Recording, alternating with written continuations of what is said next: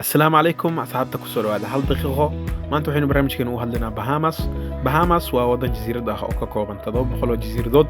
waxa uuna ku yaalaa badweynta Atlantikada waxa uuna u dhexeeyaa koonfurta bari ee gobolka Florida iyo waqooyiga Cuba beedka guud waxa lagu qiyaasaa 13,838 kilomitir square waxaana caasimad u ah magaalada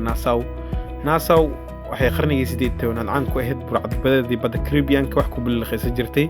tirada dadku waxa lagu qiyaasaa 393,400 qof luqadda ay dadku hadlaan waa English iyo Creole waddankan waxaa soo gumaysan jiray Ingiriiska wuxuuna xornimadiisa ka qaatay 10 Luulyo 1933 shacabka ku nool jasiiradan inta ugu badan waxay asalkooda ka soo jeedaan Afrika waana dadka ugu badan waxaana ku xigay Yurubiyaanka iyo Aasiyaanka dalka Bahamas wuxuu ka mid yahay wadamada barwaaqo sooranka ama Commonwealth-ga loo yaqaano dalka Bahamas wuxuu ka kooban yahay jasiirado tiro badan oo dhaca dhinaca waqooyiga ee dalka Cuba iyo xagga koonfurna kaga beegan dalka Mareykanka lacagta dalkan waxa lagu magacaabaa Bahamian dollar